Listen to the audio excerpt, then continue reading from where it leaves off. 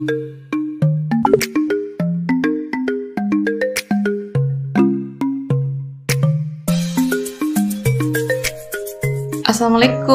halo teman-teman semua, kembali lagi di Rianti Channel.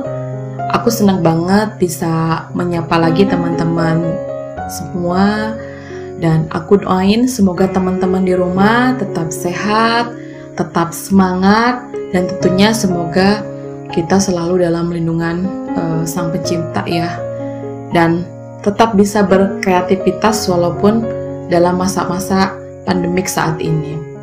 Oke teman-teman, di video sebelumnya aku sudah bahas tentang makanan fungsional, konsep dasar makanan fungsional. Dan mungkin di sana juga aku sudah jelaskan tentang apa itu makanan fungsional dan terbagi menjadi berapa bagian makanan fungsional itu. Tetapi di sini aku akan ulas sedikit sebelum aku membahas materi selanjutnya, di mana aku tarik kesimpulan bahwa makanan fungsional itu merupakan jenis makanan yang biasa dikonsumsi sehari-hari sehingga banyak masyarakat yang sudah mengkonsumsinya, atau bisa jadi makanan fungsional itu adalah sebutan untuk makanan yang dapat memberikan efek yang menguntungkan terhadap tubuh kita. Efek di sini karena mengandung nutrisi dan gizi secara alami karena belum ada proses pabrikasi ya teman-teman. Nah, secara prinsipnya mungkin setiap makanan memang yang kita konsumsi pasti memiliki manfaat, tetapi tergantung makanan seperti apa dulu yang bisa menguntungkan terhadap tubuh kita. Artinya makanan itu mengandung gizi atau tidak. Artinya persentase kadar gizi dan nutrisinya itu apakah banyak atau bahkan mungkin banyaknya itu yang justru mengakibatkan permasalahan seperti menimbulkan penyakit, walaupun mungkin tidak dirasakan pada saat itu ya, tetapi dirasakan di masa yang akan datang. Artinya kita juga harus tetap selektif dalam memilih makanan yang masuk ke dalam tubuh kita. Adapun sumber makanan fungsional itu sendiri kan mungkin teman-teman di rumah juga sudah tahu bahwa ada dua, ada yang berbahan nabati dan juga berbahan dasar hewani. Kalau untuk berbahan nabati seperti sayur-sayuran, buah-buahan, terus juga kacang-kacangan ya, kalau dari nabati. Kalau dari hewani itu sendiri bisa susu, daging, madu, ataupun mungkin ikan. Nah, tentunya ketika kita berbicara makanan fungsional, ini memang masih erat kaitannya dengan video aku yang sebelumnya membahas tentang makanan khas daerah yang dimodifikasi. Dimana ketika misalkan kita nih sudah bisa mengolah beberapa jenis kayak seperti makanan tradisional yang sudah bisa dimodifikasi, ataupun sekarang tentang makanan fungsional, tentunya kita sudah bisa nih kira-kira membaca di pasaran ada tidak ya peluangnya gitu.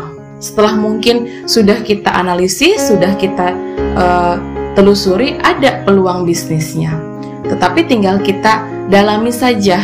Tentunya sebelum kita memproduksi produk, strategi pemasaran apa yang akan kita tempuh untuk mempromosikan atau memasarkan produk makanan fungsional. Adapun strategi pemasaran yang bisa dijalankan dalam usaha pengolahan makanan fungsional ini, ada beberapa aspek yang harus ditempuh. Jadi ada beberapa bagian yang harus kita siapkan, kita buat planningnya secara matang.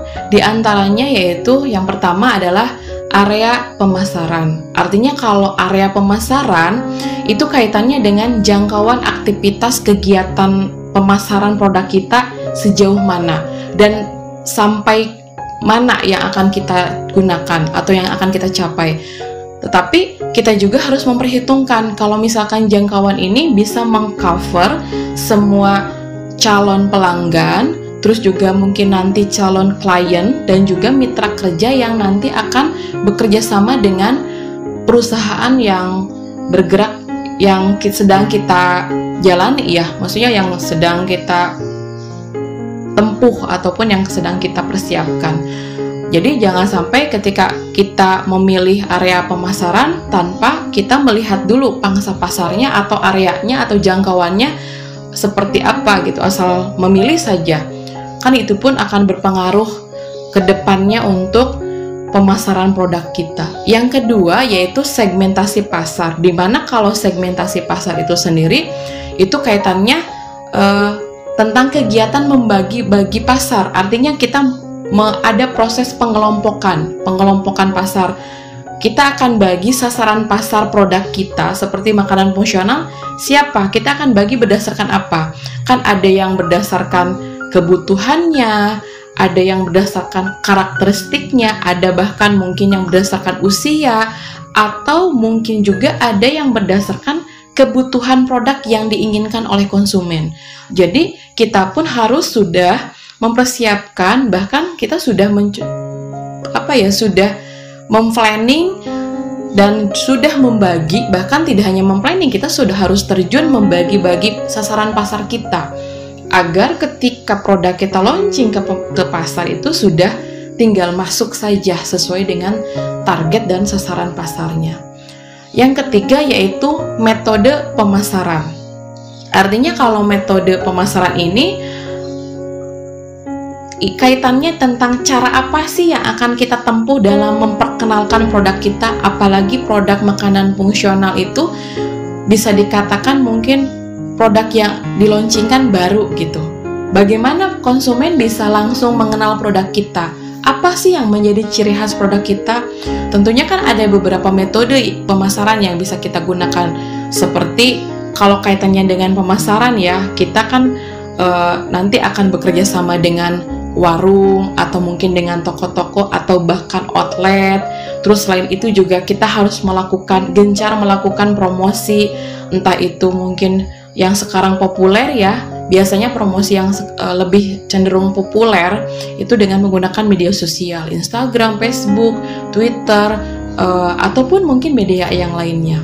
Selain dengan cara yang tadi, kita juga bisa dong dengan cara yang lain seperti memberikan kartu member. Member di sini pun mungkin bisa kita bagi dua, untuk kartu member yang pelanggan baru atau kartu member dengan kartu member pelanggan lama atau yang sudah setia. Itu akan menjadikan motivasi, menjadikan reward tersendiri. Oh iya, mungkin kalau untuk member atau pelanggan setia warnanya gold misalkan atau keemasan. Kalau untuk yang pelanggan baru warnanya silver gitu. Jadi terus ada juga keuntungan ketika mereka memiliki kartu member itu sendiri. Jadi fungsinya untuk kartu member yang pelanggan setia itu untuk apa? Apakah ada itemnya, mungkin dapat diskon gitu ketika makan beberapa item, atau mungkin bahkan membeli produk kita beberapa item itu mungkin dapat diskon, ataupun mungkin dapat bonus yang lain. Atau nanti beda lagi untuk member pelanggan baru, misalkan yang baru bergabung atau yang baru membeli produk kita. Itu kan salah satu cara pemasaran agar produk kita itu cepat diminati oleh konsumen. Selain itu juga cara pemasaran yang lainnya adalah kita tetap menjaga kualitas dari produk yang kita hasilkan.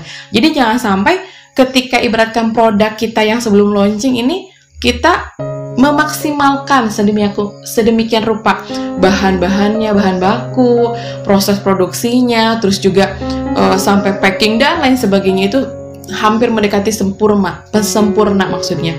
Nah, tetapi ketika produk kita sudah diminati nih, sudah banyak pelanggannya, kita mencoba untuk menurunkan komposisi bahan baku, bahkan sampai kita mengganti. Nah, itu akan membuat pelanggan kecewa gitu. Pasti kalau pelanggan setia, dia rutin, pokoknya setia lah, bisa dikatakan setia, dia rutin gitu, bahkan dia juga membantu kita mempromosikan produk kita, dia akan langsung tahu ada yang beda di produk kita itu. Entah dari rasa, atau mungkin dari bentuk, entah itu mungkin dari kemasan. Mungkin kalau kemasan dengan bentuk bisa terlihat langsung ya, tetapi biasanya rasa itu yang kok ini beda ya, apa yang berkurang. Nah, kalau pelanggan setia, dia pasti akan langsung mempertanyakan kenapa gitu, atau mungkin dia langsung akan saya lebih sukanya yang produk yang lama ya, kalau yang sekarang itu seperti ini gitu. Atau mungkin dia akan memberikan juga solusi kalaupun mau memperbaharui atau mengembangkan produk ibu atau bapak ke kita, misalkan dia memberikan pendapat ke kita, harusnya seperti ini ya, kita tampung, nanti kita akan olah hasil dari pendapat-pendapat mereka itu menjadikan referensi perbaikan, ya kan? Menjadikan referensi, oh iya, ketika saya mau memperbaiki atau mengembangkan produk gitu kan, memperbaharui produk saya, berarti harus seperti ini gitu. Jadi tidak asal saja kita mengganti atau menambah, bahkan mungkin sampai 100% gitu, atau mungkin hampir utuh kita ganti semua bahan bakunya, itu kan akan mempengaruhi tingkat penjualan dan juga kita akan kehilangan pelanggan setia. Nah, kaitannya dengan pemasaran produk UMKM, tentunya memang sangat penuh tantangan ya kalau untuk produk UMKM itu sendiri. Karena ada sebuah harapan dari si pemilik atau si penjual dari produk UMKM. Dia berharap banyak bahwa produknya itu bisa langsung diterima, bisa langsung populer di kalangan konsumen, padahal produk yang dia jual itu termasuknya produk yang baru ya, maksudnya baru, mungkin sudah ada tapi kita ada modifikasi atau ada inovasi gitu kan, ada penambahan yang lain, tetapi kan bisa dikatakan itu baru masuk ke dalam pasar. Dan juga berharap ketika dalam proses jual beli barang itu langsung dijual tunai ya, akan tetapi dalam proses ini tentunya sangat sulit gitu. Karena pertama si saluran distribusi, maksudnya pasar itu sendiri seperti agen, warung, toko ya, outlet sendiri belum meyakini bahwa produk ini akan diminati, produk ini akan bisa langsung diterima oleh publik gitu.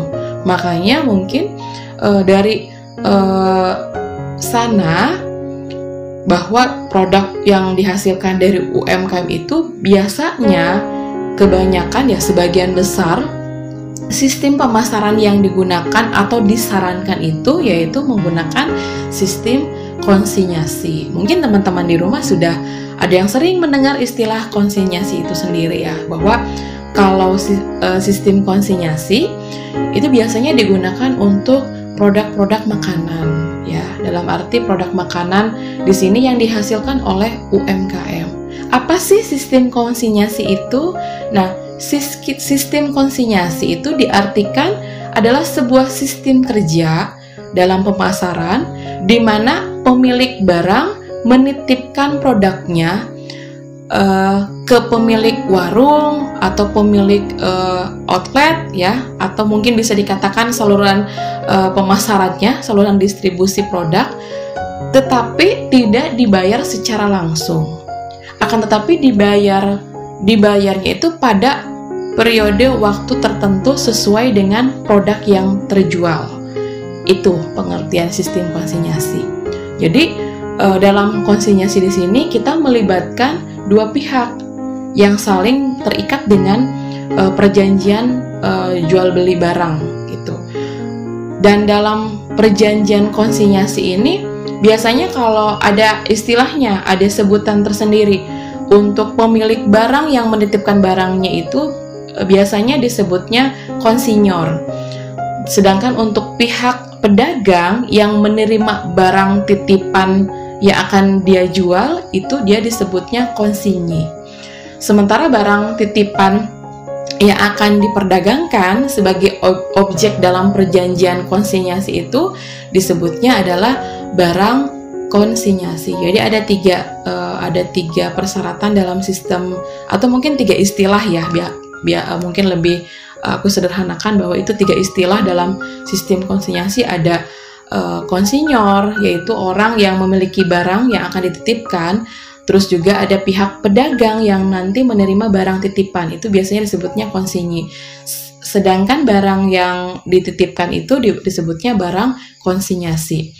Nah, tapi dalam implementasinya, sistem penjualan konsinyasi itu biasanya sangat mengikat kedua belah pihak, di mana ada beberapa kesepakatan yang harus disepakati oleh kedua belah pihak, dari mulai seperti contohnya syarat jual titipnya seperti apa, terus nanti mungkin yang paling penting adalah penentuan harga jualnya, terus juga selain itu mungkin batas waktu pengambilan, dan tentunya persyaratan ataupun perjanjian yang tadi aku sebutkan itu harus menguntungkan kedua belah pihak, harus proporsional. Jangan sampai ada salah satu pihak yang dirugikan. Jadi dalam perjanjian konsinyasi itu bisa secara lisan dan bisa juga secara tertulis. Akan tetapi akan lebih baik dalam perjanjian konsinyasi ini dibuat atau dilakukan secara tertulis untuk meminimalisir agar tidak terjadi masalah di kemudian hari. Contohnya misalkan begini, pedagang A, dia produk UMKM-nya atau produk makanan khas daerahnya, contohnya yogurt ya, berarti dia mengambilnya berbahan dasar hewani. Dia termasuknya pemain baru gitu dalam pemasaran. Dia baru meluncurkan produk yaitu yogurt. Dia coba untuk mencari rekan kerja baru, yaitu outlet ataupun warung ataupun toko yang mau bekerja sama dengan dia untuk menjual belikan produknya atau memasarkan produk dia yaitu yogurt. Nah, dia coba untuk ada pedagang A ya, pedagang B maksudnya, pedagang B dia memiliki outlet dan ternyata outlet itu memang isinya tentang makanan-makanan titipan semua, hampir makanan-makanan titipan semua. Akhirnya mereka komunikasi dan ternyata ada kecocokan dan mereka juga membuat sebuah kesepakatan dan perjanjian kerjasama. Misalkan contohnya perjanjian itu seperti penentuan harga jual ya. Kan tentunya kalau misalkan kita mau menitipkan barang, kita harus tahu harga dari kita itu berapa. Misalkan si yogurt itu dari si pedagang adalah 10.000 ya, di dalam per botol itu 10.000. Misalkan 250 ml itu 10.000 misalkan. Nah, di sini kita pun harus jelas gitu. Si pedagang B ini yang dititipkan barang kita akan menjual berapa gitu. Misalkan si pedagang yang dititipkan ini akan menjualnya 15.000. Jadi si pedagang yang kita titipkan atau si konsinyi ini akan mendapatkan laba dari penjualan yogurt ini adalah sebesar 5.000. Kita yang menjual ke dia atau menitipkan barang dengan harga 10.000, kita sudah mengkalkulasikan bahwa 10.000 itu sudah bersih gitu. Artinya kita sudah tahu biaya pokoknya sudah bersih, sudah dikurangi biaya produksi, sudah segala macam gitu, sudah bersih, dan ternyata memang jatuh harganya adalah 10.000. Artinya di sini ada kesepakatan. Oh iya, berarti kita deal ya, yogurt ini akan dijual 15.000. Kenapa tadi dijelaskan bahwa perjanjian ini akan lebih baik secara tertulis? Misalkan di kemudian hari ada saja, otomatis ya kadang kita juga bukan curiga ya, berarti kita juga pengen tahu gitu sejauh mana rekan kerja kita itu jujur dalam perjanjian kerja ini. Misalkan si pedagang A ini dia punya saudara. Dia coba untuk menganalisis pasar ya, menganalisis produk dia ke si pedagang B yang dititipi barang yang tadi yogurt itu. Mengirim saudaranya yaitu sebagai pembeli yogurt ini. Ternyata misalkan si penjual ini dia melanggar aturan, melanggar perjanjian. Justru dia memasarkan produk tersebut dengan harga 17.000. Otomatis kan kalau memang perjanjian tadi itu adalah di perjanjian itu harga jualnya 15.000, ketika si penjual B ini menjual 17.000, itu kan sudah melanggar perjanjian. Jadi bisa si pedagang A ini bisa komplain gitu, bisa mempertanyakan kenapa keluar dari perjanjian gitu. Kalaupun memang ada pertimbangan, ada alasan khusus, harusnya kan dikomunikasikan. Misalkan, Pak maaf saya mungkin belum bisa bertemu, misalkan, atau Bu maaf belum bisa bertemu, tapi saya konfirmasi lewat telepon saja ya, bahwa ini kebetulan banyak konsumen yang mau gitu, atau mungkin ada alasan yang lain yang urgent yang seharusnya ini produk yogurt ini dijual 17.000 misalkan gitu. Itu kan ada komunikasi, artinya mungkin nanti tinggal dirubah saja di surat perjanjian kerjasama itu. Jadi kalaupun memang secara lisan kan kita tidak bisa komplain, kita tidak bisa menuntut bahwa ini keluar dari perjanjian loh, tidak bisa kalau misalkan tidak ada buktinya, karena terkadang kalau dalam proses kerjasama yang sekarang itu harus dibuktikan dengan dokumen tertulis. Jadi maksudnya tadi perjanjian konsinyasi ini akan lebih baik dalam tertulis, memang sebaiknya seperti itu. Nah, adapun cara kerja dalam sistem penjualan konsinyasi ini, yang pertama kita tetapkan partner kerja kita atau saluran distribusi. Maksudnya agen mana yang akan kita dijadikan penerima makanan atau produk kita. Terus yang keduanya, buat kesepakatannya yang tadi ya, perjanjiannya. Alangkah lebih baiknya secara tertulis. Terus yang ketiga, kita titipkan barang kita kepada si agen tadi atau si outlet tadi. Dan ada kesepakatan juga, jadi tidak hanya kesepakatan harga jual ya, kesepakatan kurun waktu pengambilan. Atau misalkan, nih yogurt saya itu bertahan 2 minggu misalkan, ya otomatis kita harus mengambilnya 2 minggu.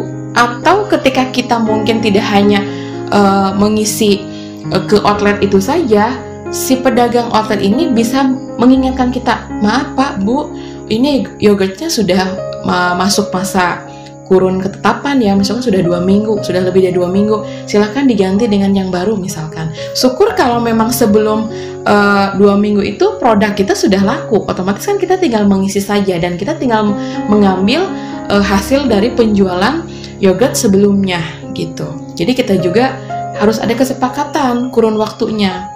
Terus yang keempat, setelah itu kita juga harus mengambil tadi hasil penjualan dan mengganti barang yang sudah lama.